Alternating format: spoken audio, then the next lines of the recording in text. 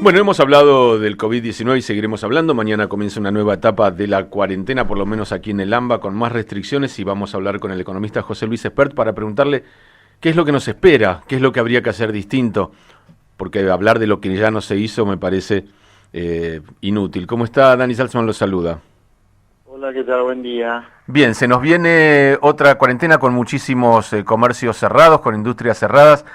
¿Qué nos espera y qué podríamos modificar, si es que algo es modificable a esta altura, para de alguna manera atenuar el impacto que va a tener? Bueno, lo que viene en materia económica en algún lugar ya lo están sugiriendo los datos que surgieron ayer desde el propio INDEC, el Instituto de Estadística Oficial del país, ¿no? Una de las peores caídas de la economía de la historia y una de las más grandes del mundo. Hasta ahora, el único país que veo que nos ha superado en caída en abril fue Perú, con una caída del 40%, la nuestra fue 26%. Perú hizo una cuarentena un poco más larga que la nuestra todavía. Lo que se ve clarito es una relación prácticamente 1-1 entre duración y dureza de las cuarentenas y la caída de la economía, como no podía ser de otra manera, digamos, ¿no? De puro sentido común. Si usted encierra a la gente en su casa, por cuestiones sanitarias, se va a derrumbar la economía, obviamente. Por eso los países, previendo el gran daño que provoca la economía, el encerrar a la gente por cuestiones de salud, es cierto, no por cualquier cuestión, sino por cuestiones de salud, la van muñequeando, la van probando a ver hasta dónde aguanta el sistema sanitario, abriendo lo más posible la economía, porque se sabe que encerrar a la gente en su casa dinamita la economía. Entonces, con lo ya hecho, yo le diría Argentina probablemente vaya a la caída más grande de la economía en el mundo y probablemente una de las caídas más grandes en su historia. Este año yo diría la economía puede llegar a caer entre 14 y 15%. A eso va a haber que agregarle el coletazo que eso trae, ¿no? Que es el cementerio de empresas, millones de puestos de trabajo que se van a perder, y todo lo que trae eso a colación, la inseguridad ciudadana, el aumento en la pobreza y la demanda que va a haber para ayudar a toda esa gente que ha quedado en la calle y que ha quedado resumida en la pobreza. A eso, con lo que ya hicimos, hay que agregarle que por haber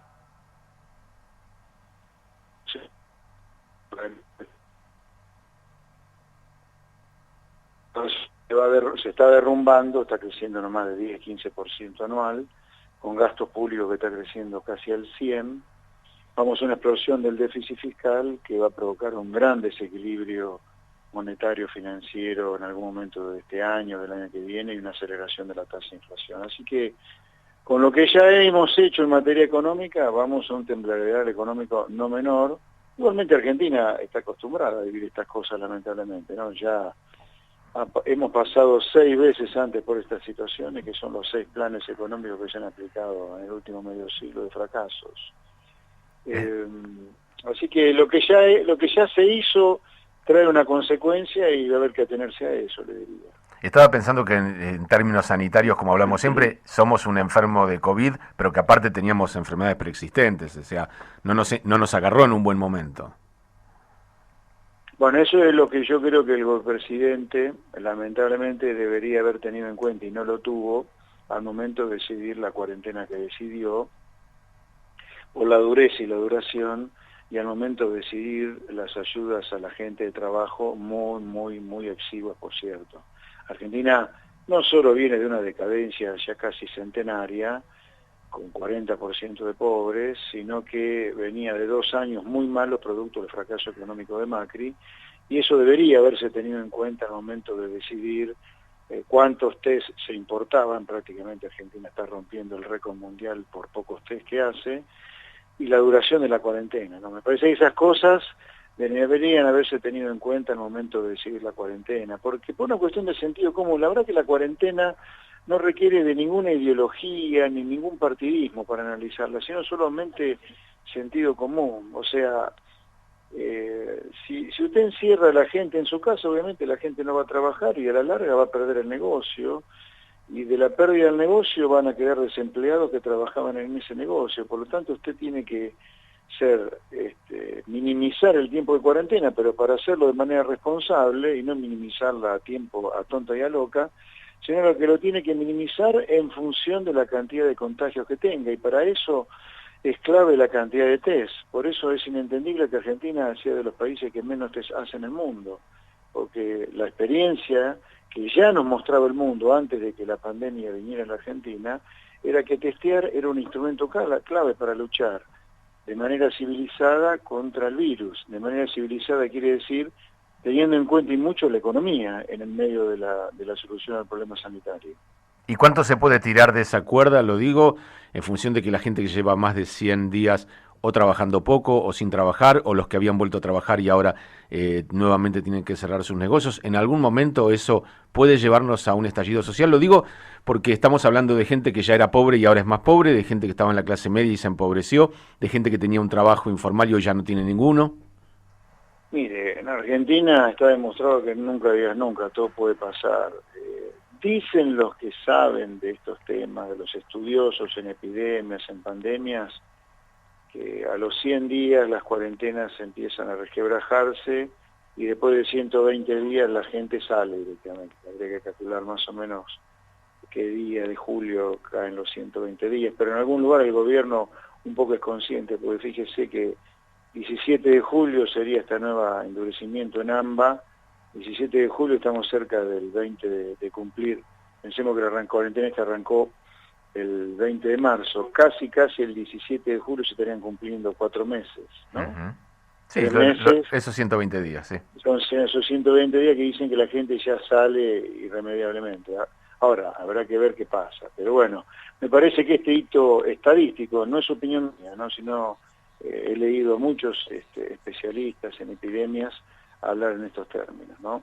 Muy por encima de los 40 días que supuestamente son una cuarentena, dicho sea de paso, ¿no? Por eso digo, acá habrá que ver algún día, cuando esto se pueda mirar con alguna perspectiva en el futuro, habrá que ver por qué motivo no se testeó a prácticamente nadie, motivo por el cual, para cuidar la salud, no quedó otra que la cuarentena, ¿no? Sí, bueno, y el hecho de que el sistema de salud fuera tan frágil como para necesitar tanto tiempo y ponerse, entre comillas, en condiciones de resistir. Ese es otro tema, claro. Supuestamente uno cuarentena, además, a ver, supuestamente la cuarentena es para hacer dos cosas. Testear de manera masiva para saber dónde están los focos y luego cuarentenar solo donde están los focos, después de la primera etapa de la cuarentena. Y la otra cosa es para poner a tono el sistema de salud. Sin embargo, acá 100 días después nos dicen que con un poquito más de aceleración de casos colapsa el sistema. Digo, ¿qué hicieron en estos 100 días con el sistema de salud? Más allá de que esto demuestra la falsedad de aquella frase que alumbró en los primeros días de cuarentena, te salva el Estado. Acá el Estado, evidentemente, como todos suponíamos, no está para lo que tiene que estar, que es ayudar a la gente cuando está en problemas, ya sea económicos o de salud.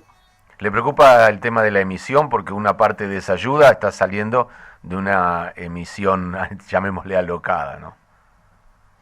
Sí, yo creo que Argentina va a ir a una situación económica muy, muy delicada, no solo por la caída en la actividad, el desempleo, el aumento de la pobreza, sino también como consecuencia este tsunami de emisión de pesos para financiar el mega déficit fiscal causado también por la cuarentena, por el derrumbe en la recaudación. Yo creo que vamos a un desequilibrio monetario de inflación altísimos. El año que viene yo no descartaría, por ejemplo, que tengamos una inflación anual, el año 2021, que termine con 3 dígitos de inflación anual como tuvimos a fines de los 70, principios de los 80. José Luis, gracias por este tiempo con nosotros. No, por nada, buen día. José Luis Espert, economista.